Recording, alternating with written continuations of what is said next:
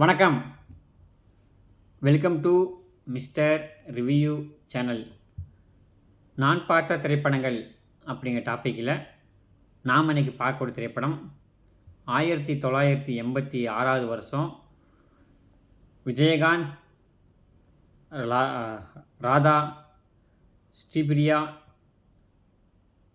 செந்தில் மற்றும் பலர் நடித்து ஏப்ரல் மாதம் 148 நிமிடங்கள் ஓடக்கூடிய படமாக வெளிவந்த அம்மன் கோயில் கிழக்காலே அந்த படத்தை தான் பார்க்க போகிறோம்.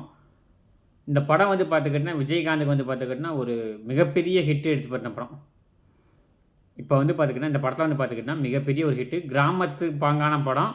அதே மாதிரி கிராமத்தில் ஒரு லவ், கிராமத்தில் யதார்த்தமான ஒரு லவ் படம் பார்த்துக்கிட்டிங்கன்னா இயக்குனர் பார்த்துக்கிட்டிங்கன்னா ஆர் சுந்தரராஜன்.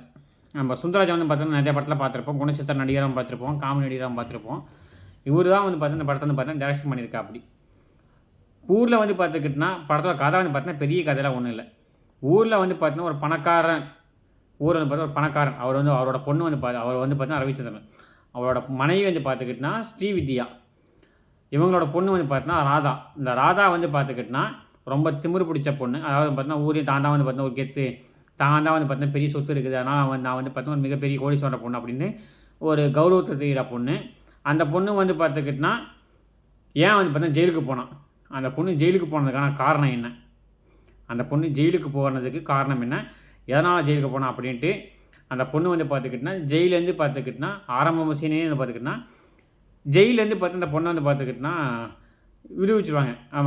உங்கள் தண்டனை முடிஞ்சு போச்சுமா அப்படின்ட்டு உங்கள் தண்டனை முடிஞ்சு போச்சு. அதனால் பார்த்தா நீங்கள் உங்கள் இந்த ஜெயிலில் பார்த்தா உழைச்சதுக்கான சம்பளம் பார்த்தீங்கன்னா ஒரு சம்பளம் கொடுக்கும்போது எனக்கு இந்த காசு வேணாம், எனக்கு பார்த்துக்கிட்டிங்கன்னா ஒரு 5 ரூபா மட்டும் போதும் அப்படின்னு சொல்லிவிட்டு, ஏமா எப்படிமா அந்த 5 ரூபா போதுமோ சாப்பாடு கூட பத்தாமல் சொல்லும்போது, நான் என்னோடய கணவரை பார்க்க போகிறேன், என்னோடய கணவரை பார்க்குறதுக்கு எனக்கு இந்த 5 ரூபா போதும் அப்படின்னு சொல்லிவிட்டு அங்கேருந்து கிளம்புவாங்க.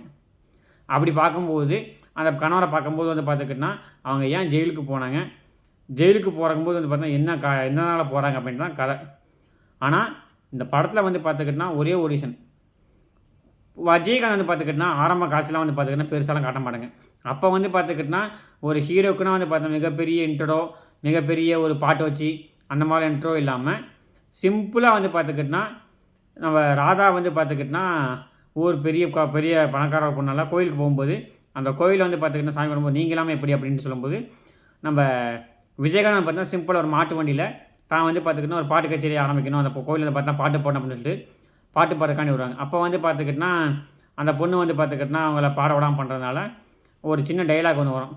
அங்கே பார்த்துக்கிட்டிங்கன்னா என் பேர் கண்மணி, உன் பேர் என்ன அப்படின்னு சொல்லிட்டு நான் தான் பண்ண போகிறேன்னு சொல்லிட்டு ஒரு மாதிரி நக்கலாக பார்த்தீங்கன்னா ஒரு இது காமெடி பண்ணும். அப்படி அங்கே பார்த்துக்கிட்டிங்கன்னா அது அருமையாக இருக்கும். அதே மாதிரி நம்ம விஜயகாந்த் பார்த்தா ஒரு பாட்டு வாத்தியார் படம் நடிச்சிருப்போம். அப்படி அந்த ஊரில் பார்த்தீங்கன்னா ஒரு பாட்டு சொல்லித்தர பாட்டு வாத்தியார் நடிச்சிருப்போம். அப்படி ஆனால் அவர் பார்த்துக்கிட்டிங்கன்னா அவர் அந்த யதார்த்தமாக நடிப்பில் பார்த்தீங்கன்னா ஒரு சூப்பராக நடிப்பு. அப்படி அது மட்டும் இல்லாமல் அவர் பார்த்துக்கிட்டிங்கன்னா ஒரு சின்ன இது அவரோட இந்த கலகலப்பு பார்த்தா படம் சூப்பராக பண்ணியிருப்போம். அதே மாதிரி இந்த ராதா ரவி பார்த்தீங்கன்னா நீங்கள் பார்த்தா பாட்டு பாடக்கூடாதுன்னு சொன்னோடனே அங்கே ஏற்பட்ட சின்ன கைகளை போனாலும் பாட்டு பாடாமல் போயிடும். அப்படி அப்போ பார்த்துக்கிட்டிங்கன்னா அந்த பாட்டு பாடக்கூடாது, என் பேர் பார்த்துக்கிட்டிங்கன்னா ஒரு பாட்டு. இந்த பாடத்தில் பார்த்தா 8 பாட்டுங்க, 8 பாட்டுமே பார்த்தா தங்கமான பாட்டு. இந்த படத்தில் முக்கால்வாசி காரணம் பார்த்தா இன்றைக்கி இந்த படத்தோட பாட்டெலாம் பேசுகிறோம்னா அந்த படத்தில் அனைத்து பாடலும் அற்புதமாக இருக்கும். காரணம் இளையராஜாவோட மியூசிக்கு. அந்த கோயிலில் பாட்டு பாடக்கூடாதுன்னு சொல்லிட்டு வெளியில் வந்தோடனே ராதா பார்த்தா வெளியில் காரில் போகும்போது பார்த்துக்கிட்டிங்கன்னா ஒரு பாட்டு வரும். அந்த சின்ன மணி கோயிலை பாட்டு பார்த்தீங்களா, அந்த பாட்டு வரும்.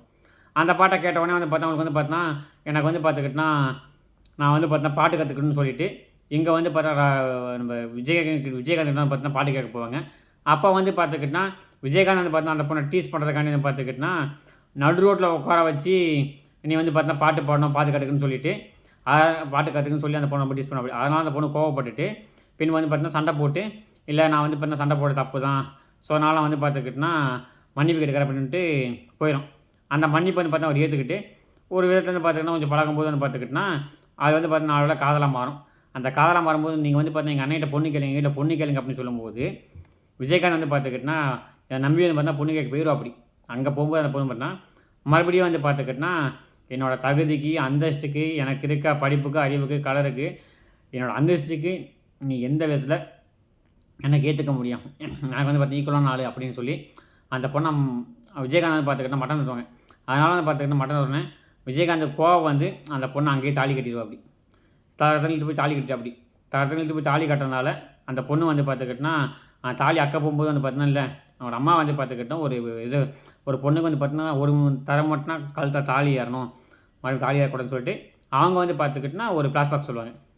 நீ வந்து இப்போ உண்மையாக பணக்கார வீட்டு பொண்ணு கிடையாது, இதெல்லாம் வந்து பார்த்துக்கிட்டனா எங்கள் அப்பாவோட சொத்து, எங்கள் அப்பா வந்து பார்த்துக்கிட்டனா உங்கள் அப்பா வந்து பார்த்தா எங்கள் அப்பா வந்து பார்த்தா ஏமாற்றி வினு சக்கரவர்த்தியை பார்த்து ஏமாற்றி என்னை கட்டிக்கிட்டு என்கிட்ட எங்கள் அப்பாவோட என் மூலியமாக எங்கள் அப்பாவோட சொல்ல எழுதி வாங்கிக்கிட்ட அப்படின்ட்டு சொம்மையை உடச்ச உடனே சரி இன்னுமே வந்து பார்த்தா இந்த மாதிரி பண்ண ஆள் போடக்கூடாதுன்ட்டு விஜயகாந்த் வீட்டுக்கே போயிடும். விஜயகாந்த் வீட்டுக்கு போகும்போது வந்து பார்த்துக்கிட்டனா அங்கே தான் வந்து பார்த்தா ஒரு காமெடி வரும். இந்த படத்தில் காமெடி வந்து பார்த்துக்கிட்டனா பெருசாக இல்லைனாலும் செந்திலோட காமெடி வந்து பார்த்தீங்கன்னா அற்புதமாக இருக்கும். இந்த படத்தில் அவர் படத்துக்கூட விஜயகாந்த் கூட படம் முழுக்க வந்தாலும் விஜயகாந்தோட காமெடி வந்து பார்த்துக்கிட்டனா சூப்பராக ஒர்க் அவுட் ஆகும் வந்து விஜயகாந்துக்கும் செந்திலுக்கும். அப்புறம் அங்கே விஜயகாந்த் வந்து பார்த்துக்கிட்டனா ஒரு வீட்டில் இருப்ப அப்படி அந்த வீட்டில் வந்து பார்த்தா அவர் தத்துப்புள்ள தான், பெத்த பிள்ளை கிடையாது தத்துப்புள்ள. அந்த வீட்டில் வந்து பார்த்தீங்கன்னா ஒரு வாய் பேச முடியாத ஒரு பொண்ணு இருக்கும்.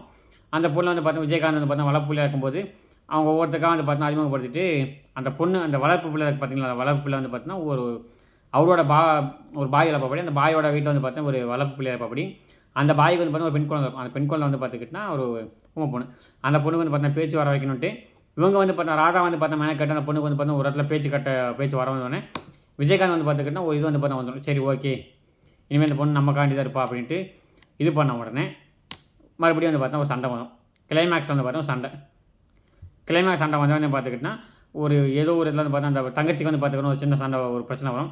அந்த தங்கச்சியோட பிரச்சனை தள்ளி கேட்கும்போது பார்த்தீங்கன்னா நம்ம ராதா ரவி வந்து பார்த்துக்கிட்டா நம்ம ஊர் வந்து பார்த்தோன்னா கொத்துருவோம் அப்படி கத்தியில் குத்துற மாதிரி ஒரு சீனு. அதை வந்து பார்த்துக்கிட்டனா ராதா வந்து பார்த்துக்கிட்டனா நீங்கள் வேணாம் ஏற்றுக்க வேணாம் நான் ஏற்றுக்கிறேன் அப்படின்ட்டு சொல்லிவிட்டு போய் டேரெக்டாக வந்து பார்த்தீங்கன்னா வேலையோடு போய் ஸ்டேஷனில் சரணடைஞ்சிருவாங்க. சரணடைஞ்சோடனே வந்து பார்த்துக்கிட்டனா அந்த பொண்ணுக்கு ராதாவுக்கு வந்து பார்த்தீங்கன்னா தண்டனை கொடுத்துருவாங்க. தண்டனை கொடுத்து தண்டனை காலம் முடிஞ்சு வரும்போது அந்த பார்த்துக்கிட்டனா ஊருக்கு வந்து அவரை கேட்பாங்க தேடுவாங்க இருக்க மாட்டாங்க. அப்போ வந்து பார்த்துக்கிட்டனா அந்த படத்தில் வந்து பார்த்தா ஒரு முக்கியமான சீன் வரும்.